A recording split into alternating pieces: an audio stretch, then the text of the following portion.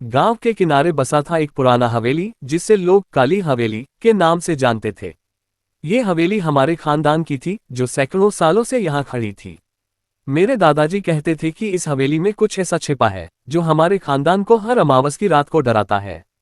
हर अमावस को हमारे खानदान में कोई न कोई मरता था। ये बात गांव में एक दहशत की तरह फैली थी। लोग हमारे परिवार से दूरी बनाते थे और बच्चे तो हवेली के आसपास भी नहीं फटकते थे। मेरा नाम राघव है। मैं शहर में रहता था और एक पत्रकार के रूप में काम करता था। मुझे हमेशा से अपने परिवार की इस रहस्यमयी कहानी में रुचि थी।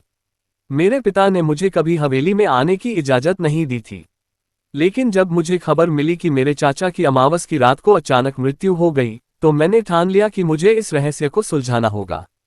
मैंने अपने बैग में कुछ कपड़े, एक टॉर्च और मेरा कैमरा पैक किया और गांव की ओर निकल पड़ा।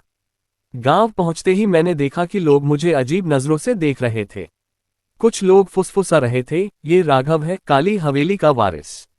मैंने हवेली की ओर कदम बढ़ाए।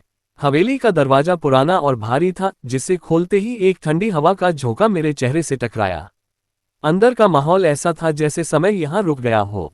दीवारों पर पुराने चित्र लटके थे, जिनमें मेरे पूर्वजों की तस्वीरें थीं।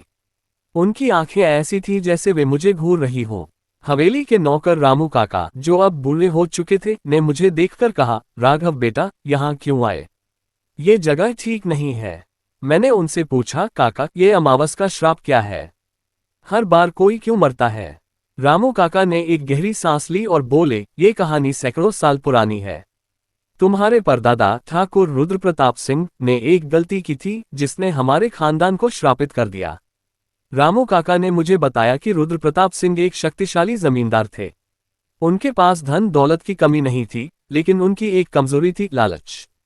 गांव के पास एक प्राचीन मंदिर था, जहां एक तांत्रिक साधना करता था। उस तांत्रिक के पास एक रहस्यमयी रत्न था, जिसके बारे में कहा जाता था कि वह अमरता प्रदान करता है। रुद्रप्रताप ने उस रत्न को हासिल करने के लिए तांत्रिक की हत्या कर दी।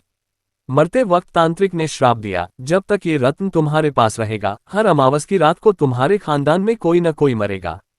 रुद्रप्रताप ने उस रत्न को हवेली में कहीं छिपा दिया, लेकिन श्राप सच साबित हुआ। हर अमावस को उनके परिवार में कोई न कोई मरने लगा। लोग कहते थे कि तांत्रिक की आत्मा अभी भी हवेली में भटकती है और रत्न की तलाश करती है। मैंने ठान लिया कि मुझे उस रत्न को ढूंढना होगा और इस श्राप को खत्म करना होगा। मैंने हवेली की तलाशी शुरू की। हर कमरे में, हर कोने में मैंने कुछ न कुछ सुराग ढूंढने की कोशिश की। रात हो रही थी और अमावस की काली रात अपने चरम पर थी।